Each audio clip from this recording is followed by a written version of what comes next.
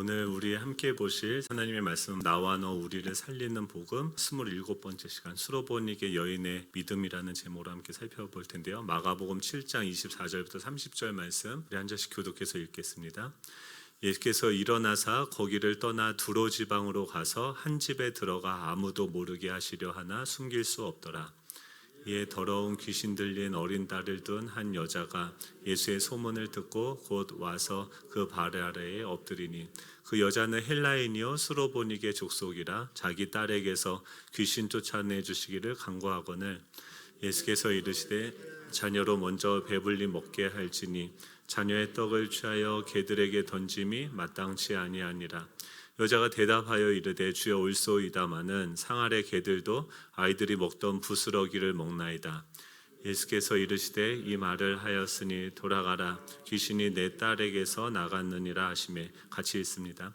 여자가 집에 돌아가 본즉 아이가 침상에 누웠고 귀신이 나갔더라. 아멘. 우리 좌우에 계신 분들과 이렇게 인사하면 좋겠습니다. 몸에 좋은 라면이 있답니다. 네, 예수님이 라면이랍니다. 네, 썰렁한 라면인데 예수님이 라면 어떻게 할 것인가 라는 책이 있어요. 그 찰스 쉘던이라는 분이 쓴 책인데 그 책의 내용을 보면 그런 장면이 나옵니다. 한 사건이 시작이 되는데 레이먼드 제일교회라고 하는 그 도시에서 제일 유명하고 안정된 그 교회가 나옵니다. 최고의 성가대가 있고 또 그 시의 재계에서 유명한 또 사회 지성을 대표하는 지도급 인사들로 구성된 사회적으로 어느 정도 든든한 그런 교회였습니다. 그리고 그 목사님이 이제 주님을 뒤따르라라는 그런 제목으로 감동적인 설교를 굉장히 탁월하게 하고 있었습니다. 이제 설교가 거의 다 절정에 다다르고 이제 거의 마무리가 되어 갈 즈음에 갑자기 한 허름한 복장의 성도가 강단으로 나왔습니다. 지금 설교를 하고 있는데 어떤 사람이 갑자기 가운데 강단으로 나오는 거예요. 그러면서 그 사람이 이야기를 하는 거예요. 그러니까 뭐라고 얘기하냐면 여러분 오해 마십시오. 내가 여기 나온 것은 취업이나 어떤 돈을 달라고 여기 나오는 것이 아닙니다. 제가 여러분들에게 궁금한 질문이 있어서 여기 나와서 그 질문을 하고 싶습니다. 그 질문이 무엇이냐면 지금 목사님이 예수님을 따르는 삶을 이야기하셨는데 주님을 따른다라는 것이 과연 무엇입니까? 라고 그곳에 나와 있는 청중들에게 이야기를 하는 거죠. 그러면서 자신의 이야기를 하는데 자기는 10개월 전에 그 자동 인쇄 기계가 도입되면서 원래 숙련된 인쇄공이었는데 이제 사람이 필요가 없어진 거죠. 다 기계로 대치가 되면서 실직을 하게 됐고 10개월 동안 취업을 하려고 열심히 직장을 알아보았지만 더 이상 인쇄공을 필요로 하는 회사는 없었습니다. 그러다가 4개월 전에 아내가 그 뉴욕의 한복판에 있는 그 쪽방촌에서 죽었습니다. 그러면서 그 자신의 살던 그 쪽방촌 셋집의 주인도 크리스찬이었는데 그 크리스찬은 과연 예수님을 쫓는다. 그 사람은 어떻게 하면 더 나은 삶을 살 것인지, 어떻게 하면 더 행복한 삶을 살 것인지, 어디로 여행을 갈 것인지를 고민하고 있는데 분명히 그도 크리스찬이고 예수님을 따른다고 하는데 그 집에 새 들어있는 내 아내는 거기서 차갑게 죽어갔습니다. 그러면서 이 이야기를 했던 이 사람도 거기서 쓰러졌고 병원으로 옮겼지만 결국 숨을 거뒀습니다.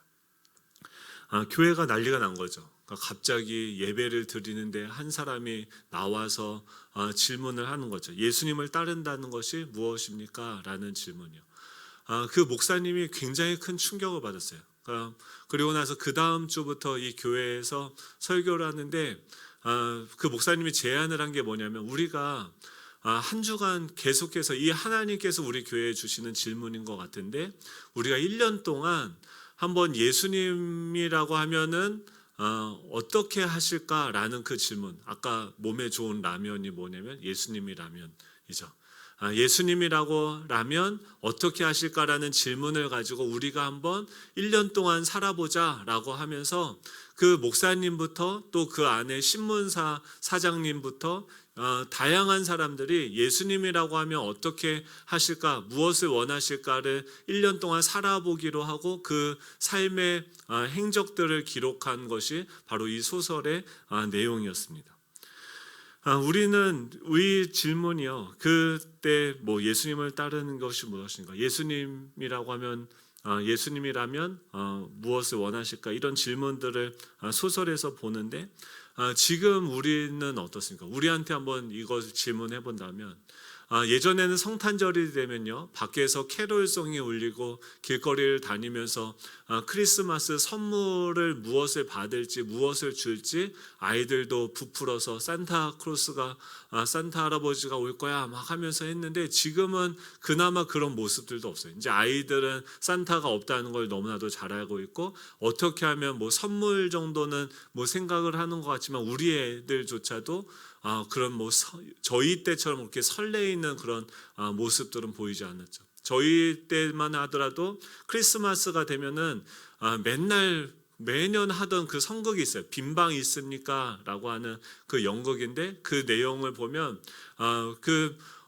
예수님이, 요셉과 마리아가 예수님을 임신하고 이제 뭐 여관집을 찾으러 다니는 거예요. 그런데 그 월스라는 그 아이가 여관 주인으로 나오는 건데, 보통 가서 이제 빈방 있습니까? 똑똑똑똑 두들기면은 그 월스라는 그 아이는, 여관 주인은 뭐였냐면 매몰차게 빈방 없습니다 하고서 문을 쾅 닫아야 되는데, 이 아기가 이게 실화라고 합니다. 그 아이가 연극을 하다가 엉엉 울면서 약간 지적 장애가 있는 친구였는데 선생님이 한 가지 역할을 맡긴 거예요. 그냥 빈방 없습니다, 그 한 가지 대사만 하면 되고 문을 쾅 닫으면 되는데, 이 아이가 울면서 우리 집에 방이 많습니다 막 하면서 해가지고 연극은 망쳤지만 은혜가 됐다라는 그런 이야기죠.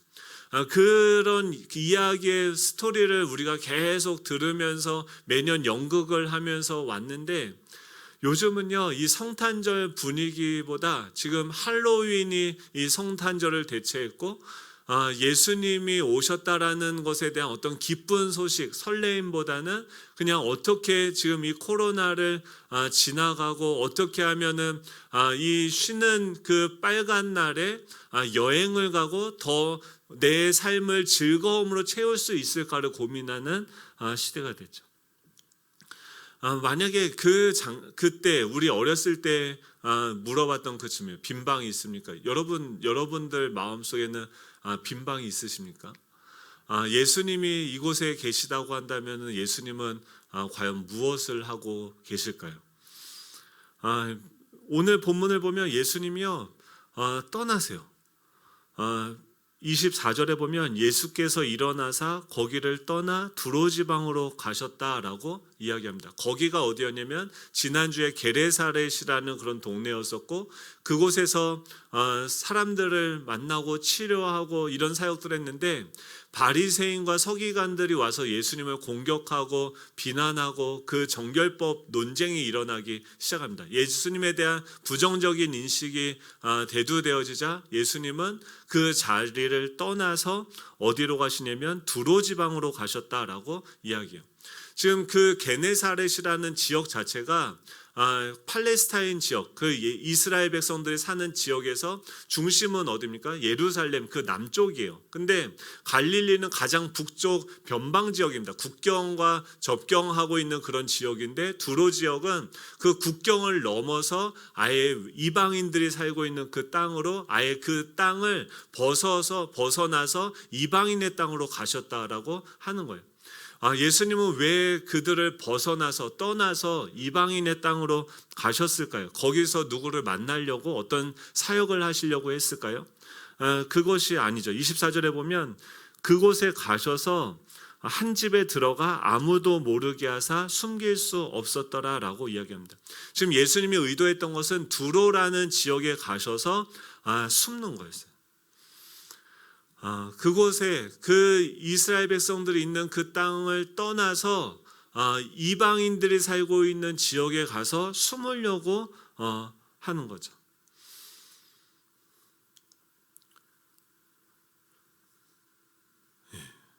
이게 어려워요, 본문이. 그래서 뭔 말인지는 알겠어요. 그러니까 예수님이 지금 여기도 그렇고 이 다음 것도 시돈 지방으로 갑니다. 그러니까 두로와 시돈 지방, 거기는 아예 이방인들이 살고 있는 지역들을 다니면서 병든 자들을 치유하시는 그런 사역들을 해요. 근데 예수님이 지금 원래 이스라엘 땅이 어디입니까? 그 예루살렘에 가면 성전이 있는데 지금 예수님은요 그 땅에 와서 한 번도 그 성전에서 자신의 땅이고 자기를 예배하기 위해서 만든 곳인데 거기마다 다 뭐가 가득 차 있습니까? 자기가 옳다고 주장하는 사람들, 예수님을 위해서 일한다고 하는 종교 지도자들이 그곳을 예루살렘을 다 점령해서 실제로 예수님이 와도 그곳에 머무를 수 없게 만드셨어요. 예수님은 어디서만 사역을 할 수 있었냐면 아주 이스라엘 땅에서 변방, 지금도 그렇겠지 않지 않을까요? 예수님은 지금 어디 계실까요? 뭐 하고 계실까요? 저희들이 예배를 드리고 저희들의 일상 가운데서 가까이 계시겠죠. 우리 삶에서 일하고 계시겠죠. 그분을 쫓아서 여러분 지난주에 저문을 나갔다가 예수님과 동행하다가 그분과 함께 살다가 여기까지 오셨죠. 예, 할렐루야. 우리가 고민해봐야 되는 게 뭐냐면 우리가 나도 모르게 외식한다고 하는 건 뭐냐면 내가 답을 이미 정해놓은 거예요. 그리고 그 답대로 예수님이 움직이지 않으면은 오히려 예수님을 꾸짖고 예수님을 이렇게 내 삶에서 몰아내는 거죠. 그냥 내 삶을 실제로 움직이고 작동되게 하는 것이 무엇인지 우리가 한번 살펴볼 필요가 있는 거예요. 지금 이 사람들은 다 예수님을 내가 알고 예수님을 하나님을 섬긴다라고 하지만 결과적으로는 어떻게 됐습니까? 자신의 답대로 예수님이 그 정결법대로 움직여지지 않으니까 예수님은 오히려 자신의 삶에 쫓아낸 거죠.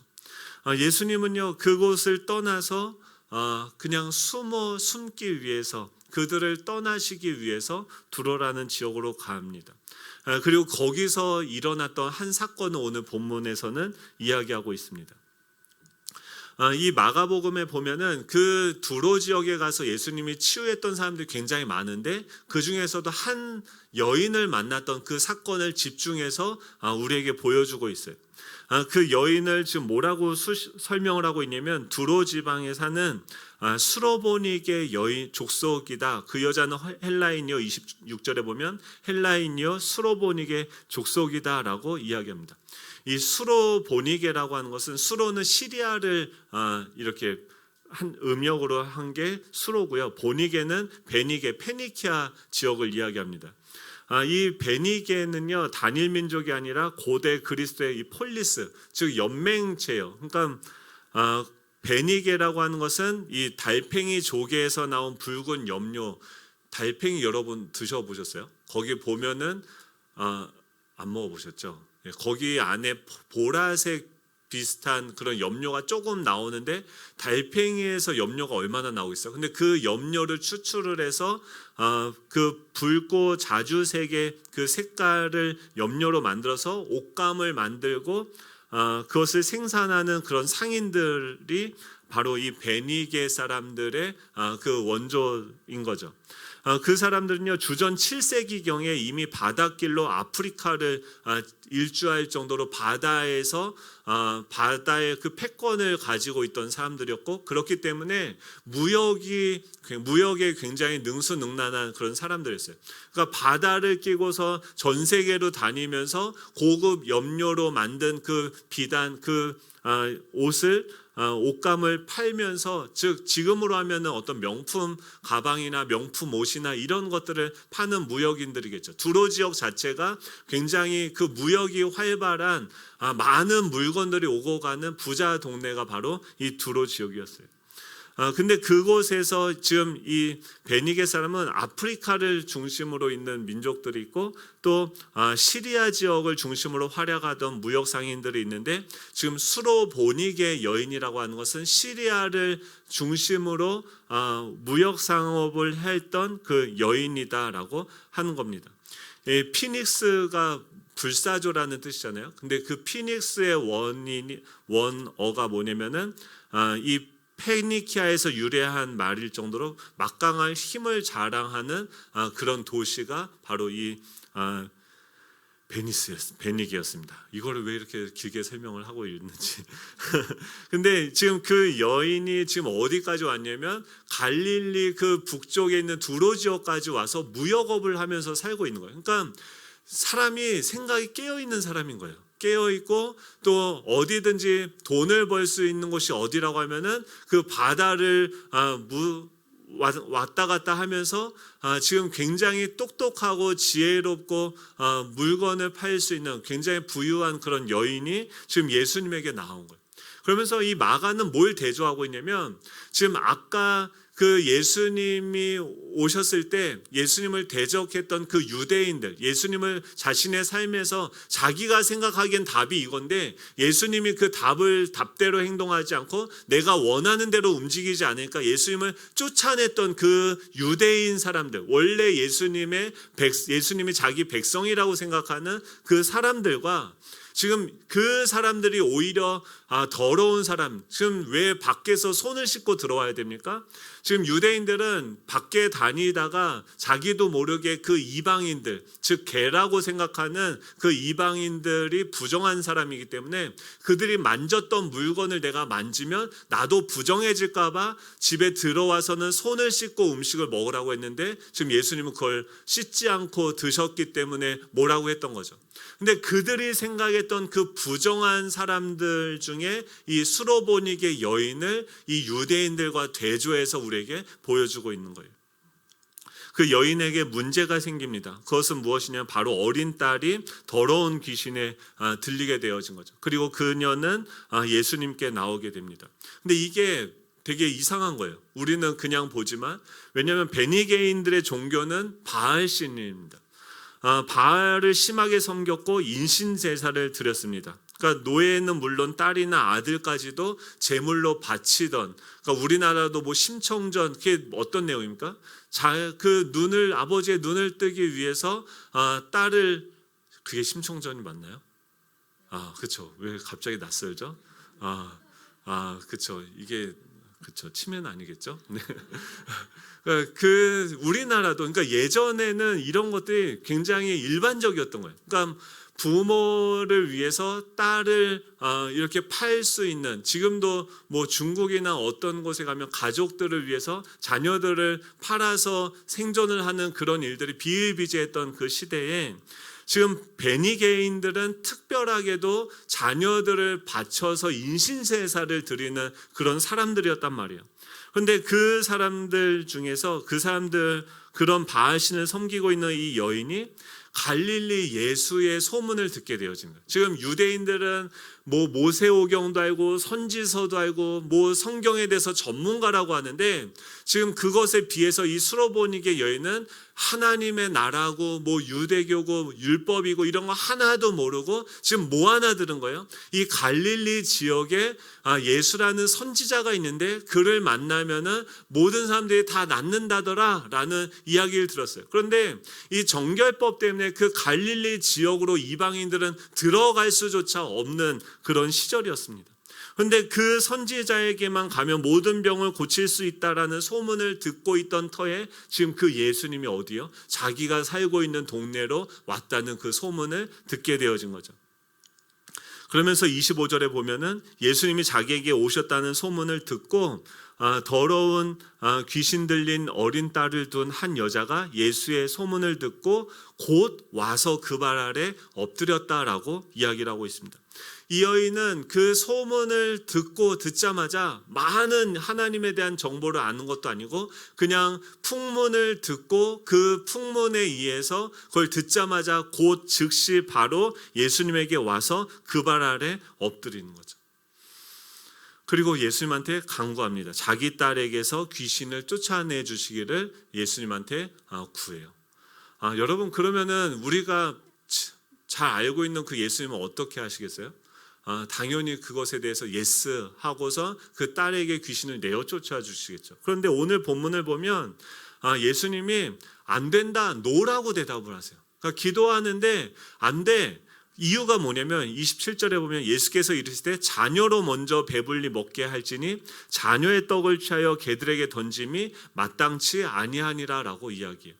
즉 예수님이 지금 그 여인의 강구에 뭐라고 대답하시냐면 응답을 뭐라고 하면 노라고 대답을 하세요. 그리고 이유는 뭐냐면 떡이 있으면 자녀한테 먼저 주는 거지 옆에 있는 그 자녀들은 굶고 있는데 개에게 먼저 주는 사람이 어디 있냐라고 이야기하는데, 지금 그 개라고 하는 것은 그 당시에 유대인들이 이방인들을 비하해서 부르던 말입니다. 근데 예수님이 어떻게 이렇게 차별적인 언어로 그 사람들 비하하는, 그 당시에 욕이었는데 그 욕을 하시면서 내가 어떻게 그 개자식들한테 이 떡을 줄 수 있느냐, 이 부스러기를 줄 수 있느냐, 지금 내 자녀들도 먹지 않았는데 라는 이야기를 하시면서 엄청나게 그들을 무시하는 것처럼 보이면서 논란이 될 만한 그런 태도로 일부러 그들에게 거절하신다는 거예요. 이게 어려웠어요. 이번 한 주간 계속 알겠어요 무슨 말인지는. 근데 이게 과연 어떤 의미일까 고민을 했는데 굉장히 어려웠습니다. 왜 예수님이 노라고 하실까요? 우리가 신앙생활하면서 예수님이 무조건 예스로 대답을 하시는 게 아니에요. 어떨 때는 노라고 대답하실 수도 있다라는, 그것도 예수님의 응답인 거죠. 근데 우리는 어떻게 해요? 예스만 원하는 거죠. 내가 기도했을 때 하나님이 그렇게 해주시기만. 근데 만약에 노라고 대답을 하셨을 때 우리가 그럼 어떻게 해야 됩니까? 분노하고 돌아서는 것이 아니라 왜 예수님이 노라고 대답을 하시는지를 들어봐야 되는 거예요. 지금 예수님이 일부러 노라고 하시면서 뭘 하냐면, 만약에 예수님이 노라고 안 하고 나중에 결국 치료는 해주세요. 근데 이 과정이 없이 그냥 예스하고 그래 알았다, 너의 그 여인이 제 아이의 병을 고쳐주세요라고 했을 때 그래 알았다, 병아 나아라 라고 한다면, 지금 예수님의 그 생각이나 그 마음이 어떠한지, 또 이 여인 안에 있는 그 마음이 어떠한지, 그 생각들이 어떠한지가 드러날 수 있는 계기가 없는 거예요. 즉 예수님은 지금 노라고 하면서 그 여인이 믿음이 있다는 것도 아셨고, 지금 이 노라는 대답을 통해서 예수님은 무엇을 지금 알려주기를 원하시냐면, 지금 예수님이 그 두로 지방에 숨어 있게 되어졌던 그 예수님의 마음이 어떠한지를 우리에게 알려주기를 원하시는 거예요. 여러분, 노라고 했을 때 그냥 무조건 예수님한테 분노하고 섭섭해하지 마시고, 예수님 왜 안 된다고 하십니까? 내가 기도하는데 왜 하나님 이것에 대해서 응답하지 아니하십니까? 주님의 그 생각을 물어볼 수 있는 저와 여러분 되시기를 간절히 소망합니다. 예수님은 지금 속상한 거예요. 뭐가 속상하냐면, 지금 이 여인한테 속상한 게 아니라 이스라엘 백성들한테 속상한 거예요. 지금 뭐라고 얘기하면, 자녀한테 먼저 떡을 배불리 먹게 해야 되는데, 예를 들면 이런 거죠. 엄마가 지금 밥을 차렸어요. 맛있는 음식들을 해서 밥상을 차렸는데 우리 집 자녀들이 있고 또 옆에서 놀러 온 친구들이 있는데, 이놈의 우리 집 자식들은 밥을 차려놨는데 시간이 되면 와서 먹어야죠. 부르면 와서 먹어야죠. 여러분, 저도 회개합니다. 아내가 와서 먹으라고 하면 한 3번 불러야 가요. 근데 거기서 그 부름을 기다리면서 사랑을 뭔가 느끼는 거죠. 변태 같은 거죠, 이건. 뭐 꼭 그렇게 사랑을 확인해야 됩니까? 근데 이 자녀들은 불러도 밥을 다 차렸는데 와서 먹질 않는 거예요. 근데 와가지고 그 이웃집 아이만 와가지고 배부르게 맛있게 먹고 있는데 자기 아이는 아무것도 먹지 않고 신경질만 부린다고 하면은 그 부모의 마음이 어떨까요? 속상하죠. 왜 지금 이 이방 여인들은 지금 개라고, 너희들의 개라고 얘기하는 이 사람들은 지금 내가 왔다는 그 소문 하나만 듣고도 와서 이렇게 자신의 딸을 낳게 해달라고 구하고 있는데, 지금 내 자녀들은 지금 얼마나 섭섭해요. 내 나라에 내가 왔는데, 내 자녀들에게 왔는데 예루살렘은커녕 이 변방 끝까지 와서 나를 쫓아내고 필요 없다고 하고 예수님이 차려놓은 밥상을 그들은 거부하고 있는 거예요. 그래서 예수님이 더 이상 그 안에 들어가지 못하고 그 국경을 넘어서 이방인들에게 갈 수밖에 없을 정도로, 숨어 있을 수밖에 없을 정도로 그들은 예수님을 거절하는 것이죠. 우리가 예수님에게 기도할 때 기억해야 하는 건 예수님은요 살아계세요. 다른 종교와 기독교와 다른 게 무엇입니까? 우리가 믿는 대상이신 예수 그리스도는 부활하셨고 지금도 살아서 역사하고 계십니다. 우리가 기도하면 주님께서 응답을 하세요. 말씀하세요. 근데 그 말씀은 우리는요 기도만 하고 그것을 듣지 않죠. 기도만 열심히 하고 그냥 가요. 이제 그래 그거에 대해서 이렇게 말하려고 하는데 다 가는 거죠. 여러분 그것을 들을 수 있는 저와 여러분이 되면 좋겠습니다. 지금 이 여자가 대답하여 이르되 28절에 보면 주여 올소이다마는 상 아래 개들도 아이들이 먹던 부스러기를 먹나이다 라고 이야기해요. 예수님이 뭐라고 얘기했냐면 자녀에게 먼저 떡을 주는 것이 옳지 않냐라고 했는데 그것과 대조적으로 뭐라고 얘기하면 개와 부스러기로서 이 여인이 이야기합니다. 주님 올소이다마는 상 아래 개들도 아이들이 먹던 부스러기를 먹나이다라고 이야기해요.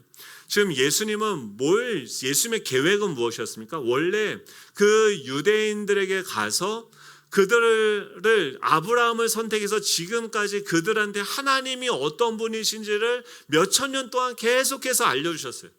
그리고 그들을 위해서 지금 그들에게 있는 가장 큰 문제가 무엇입니까?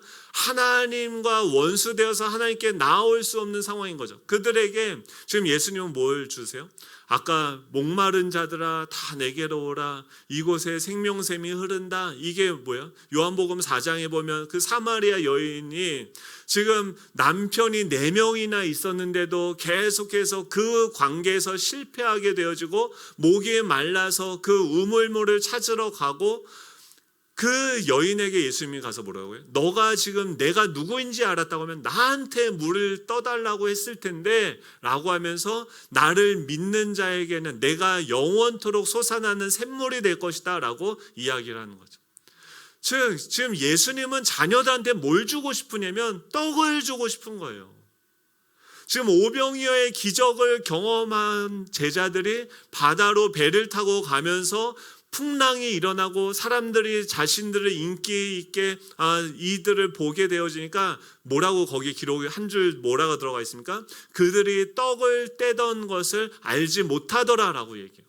지금 예수님께서 우리에게 지금 우리가 예수님한테 나왔을 때 예수님은 자녀인 우리에게 뭘 주기 원하십니까? 떡을 주기 원하세요. 떡이 뭡니까? 떡이죠. 제가 떡이에요. 우리가 성찬식을 하지 않습니까? 그 예수님이 십자가에 달리기 전날 뭐냐면 떡을 떼어서 주세요. 그러면서 이게 뭐냐면 이게 내 몸이다. 그러니까 예수님이 이 땅에 오신 것은 뭐냐면 자신을 우리에게 주기 원하신 거예요.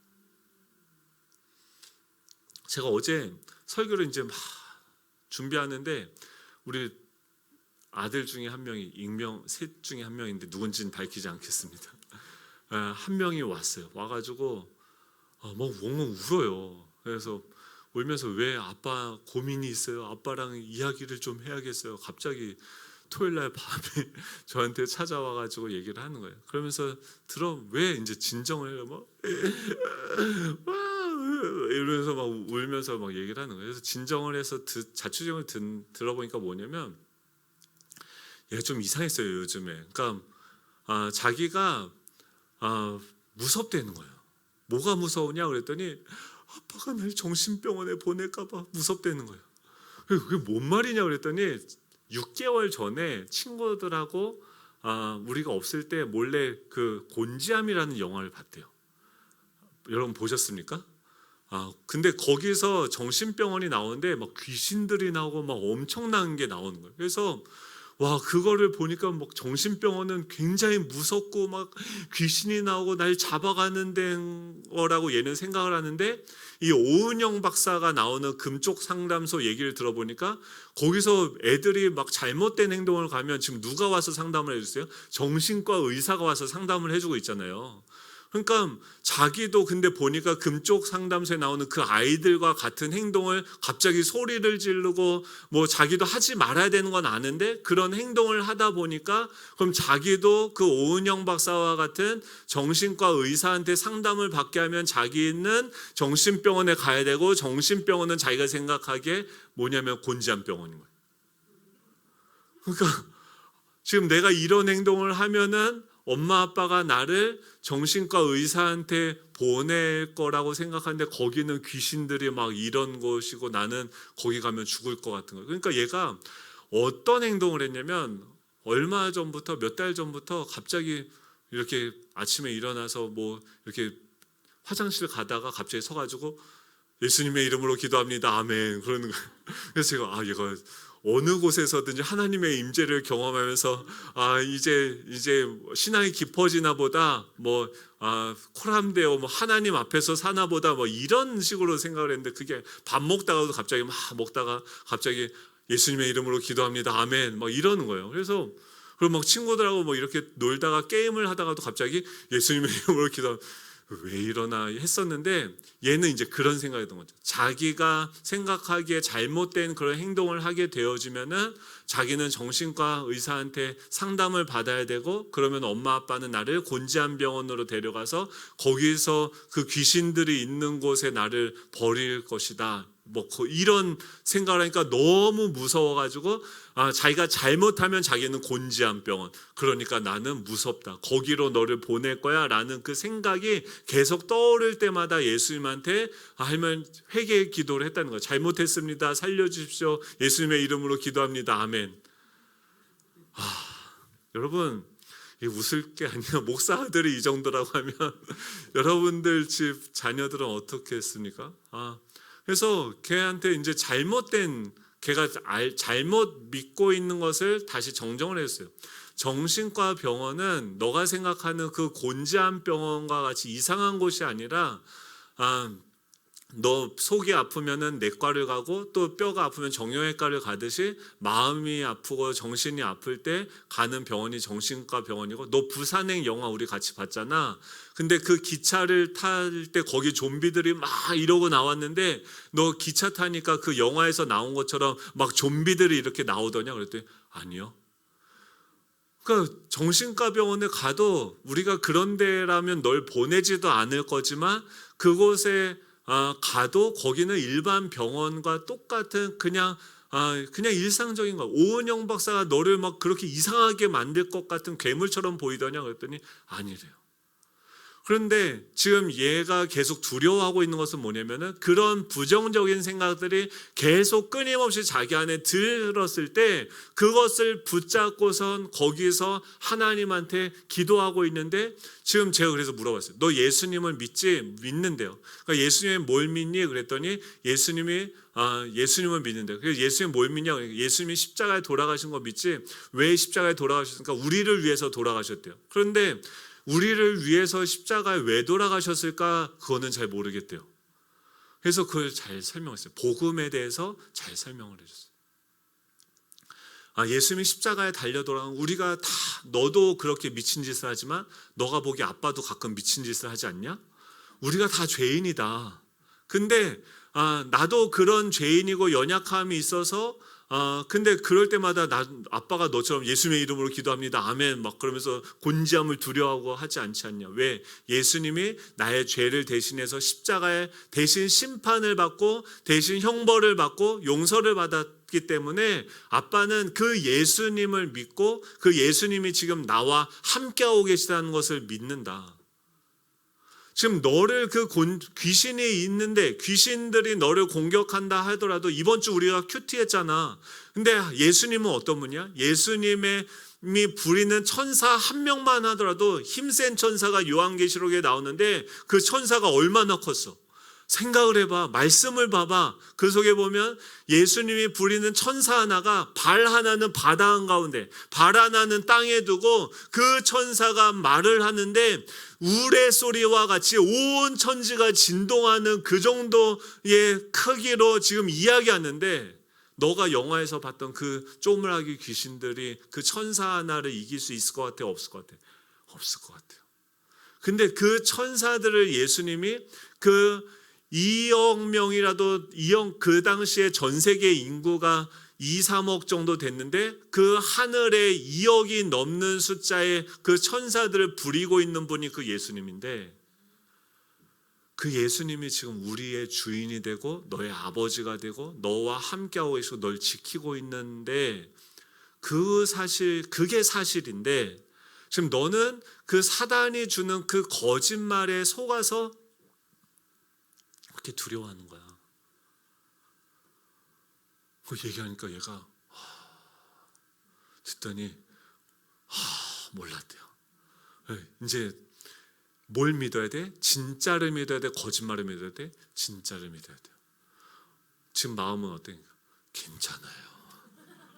그리고 갔는데 아주 편하게 잤어요.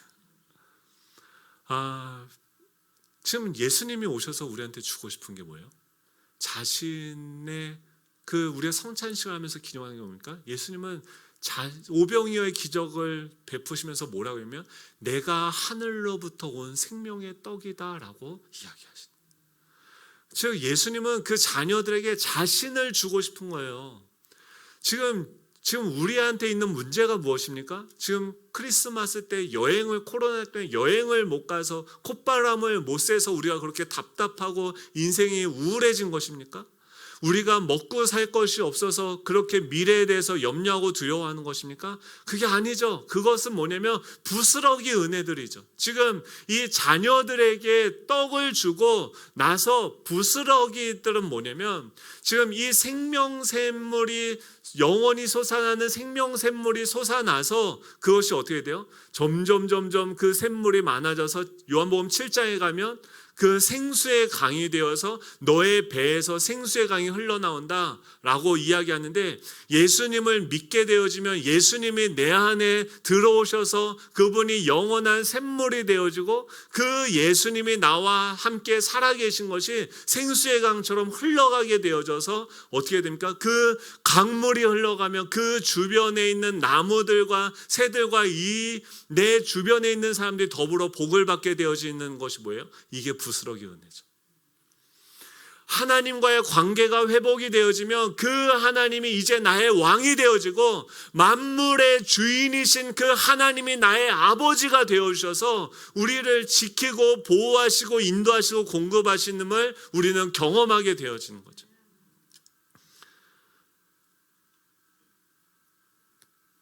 근데 그것을 구하는 것이 아니라 거기서부터 파생되어지는 부스러기들을 우리는 구해요. 여러분, 자녀를 위해서 무엇을 구하십니까? 우리 자녀들이 서울대 가고 또 뭐 자꾸 서울대 얘기하지 말라고. 제가 얘기하는 것은 그냥 상징적으로 좋은, 지금 한국의 대한민국의 가장 큰 종교가 뭡니까? 대학교죠. 다 대학교 좋은 데 가면 행복하게 잘 살 거라고, 우리 애가 수학을 잘하면 잘 살 거라고 생각하고 수학의 신을 믿고요. 우리 아이들이 영어를 하면 방언을 하면 잘 살 거라고 생각을 하죠.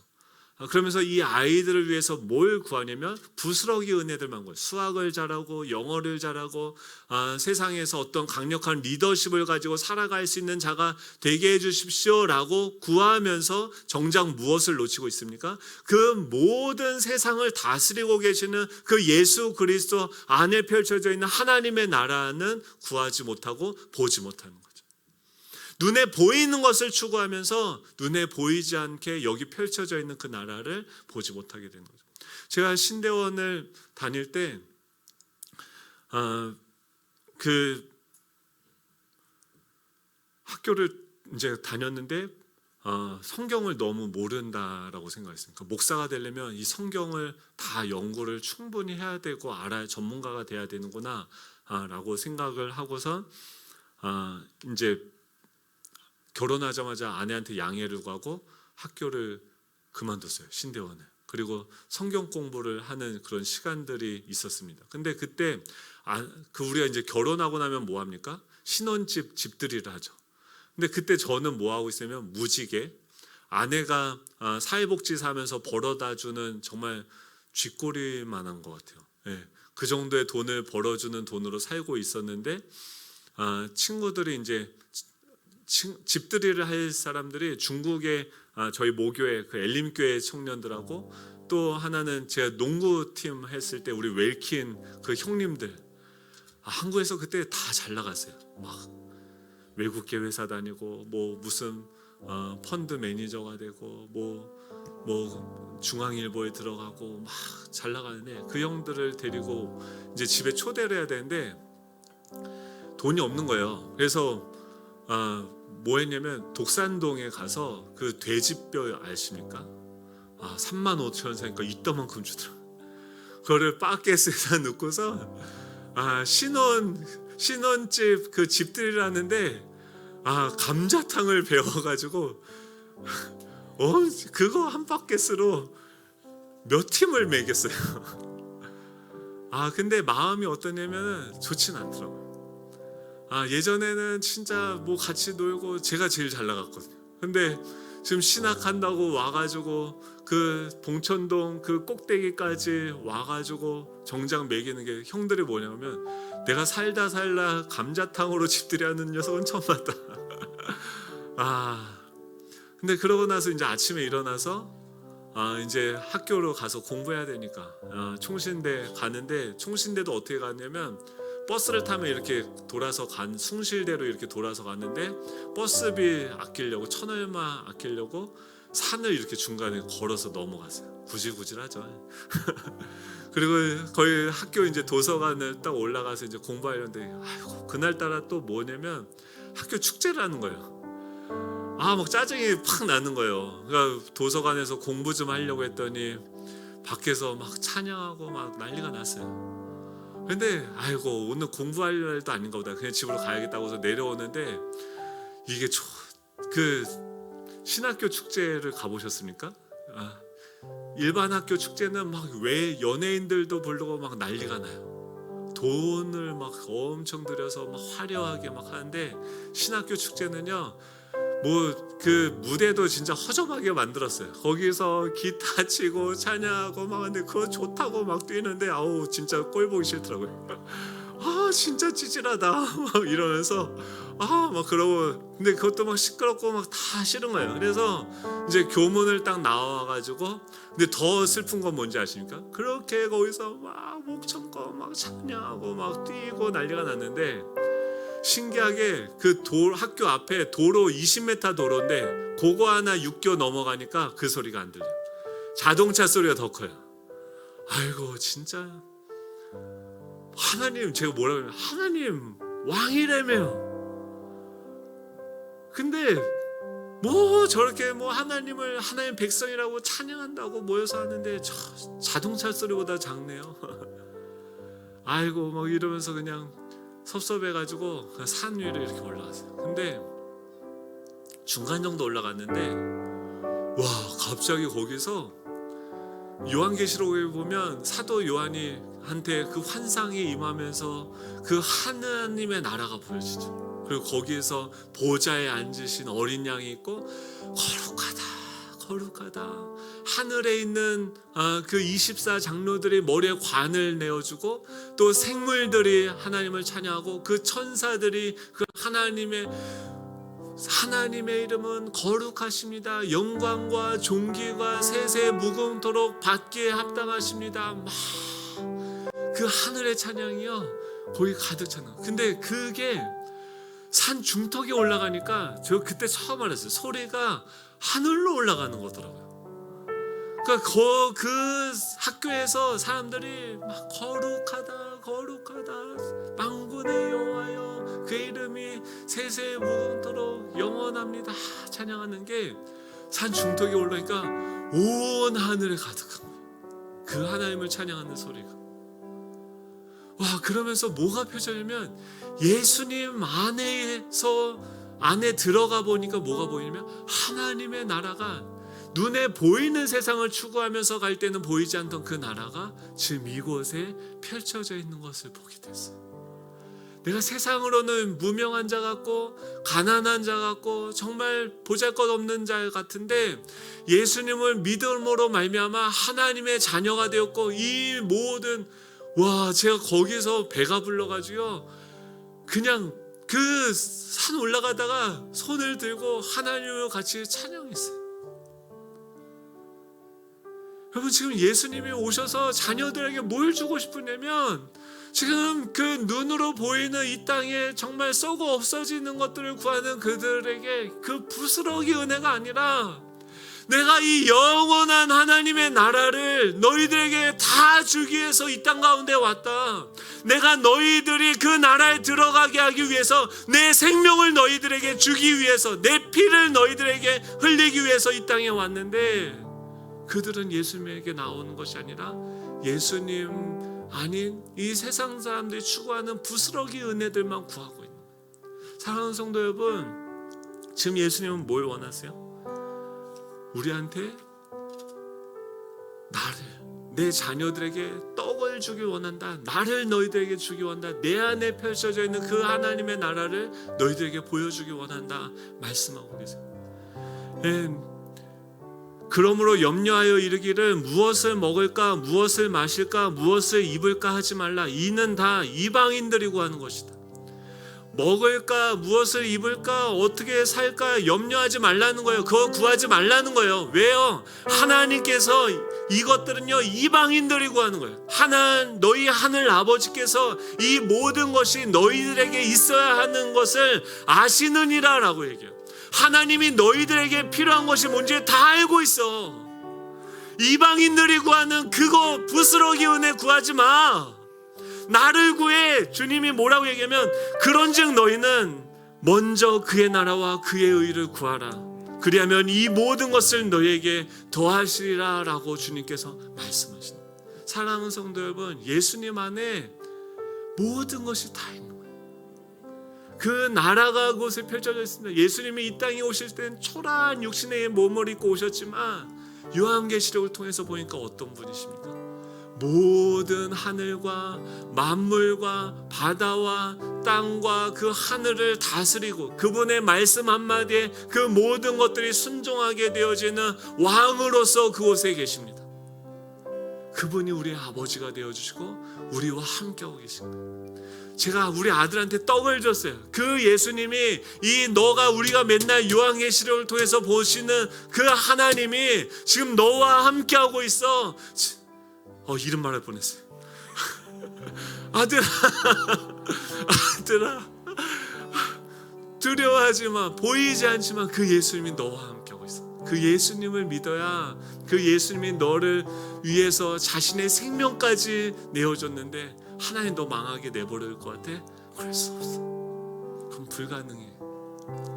이방인들처럼, 여러분 뭘 구하십니까? 이방인들처럼 부스러기 은혜가 아니라 떡 되시는 예수님을 구하십시오. 그 떡을 먹으면, 그 말씀에 순종하면, 그 말씀이 내 안에 들어오면 우리는 그 말씀으로 펼쳐져 있는 세상을 보게 되어지는 거예요. 날마다 이 요한계시록 큐티를 통해서 얘기하는 이 말씀들이, 진짜구나, 진짜 이곳에 펼쳐져 있구나. 먼저 그의 나라와 그의 의를 구할 때, 지금 이 여인이 그 말을 하니까, 이 말을 했으니 돌아가라, 귀신이 내 딸에게서 나갔느니라. 지금 그는 부스러기 은혜만 구했는데도 그 부스러기가 어떻습니까? 예수님이 친히 갈 필요도 없고 그곳에 있는 내 딸에게 들린 귀신이 떠나가게 되어지는 역사가 나타나는 거예요. 주님은요, 그 정도 부스러기를 우리에게 주기 원하시는 것이 아니라 영원한 하나님의 나라, 그 떡을 우리 자녀들에게 주기를 원하세요. 우리 다 같이 일어나셔서, 이미 주님께서는요 우리에게 오셨어요. 이미 그 은혜는 시작이 됐습니다. 우리 옆에 그 생수의 강이 이미 흘러가고 있습니다. 그 말씀이 내 안에 들어오고 내가 그분 안에 들어갈 때 이 하나님의 나라를 우리는 맛보고 경험하게 되어지고, 이 하나님의 나라는요, 눈에 보이는 그런 것들이 아니에요. 근데 영원히 만족하게 목마르지 않게 샘솟는 그 샘물이 되어서 나를 통해서 흘러가 성령의 충만함으로 내가 가는 곳마다, 예수님의 이름을 부르는 곳마다 하나님의 능력이 나타나게 되어지는 그 나라가 우리 가운데 임하게 되어진 줄 믿습니다. 우리 함께 찬양할 때 우리 죄와 사망으로부터 변하게 되어진 우리의 삶에 펼쳐진 그 은혜를 누리며 살게 해주십시오. 우리 찬양하며 나아가도록 하겠습니다. 나라와 권세와 영원토록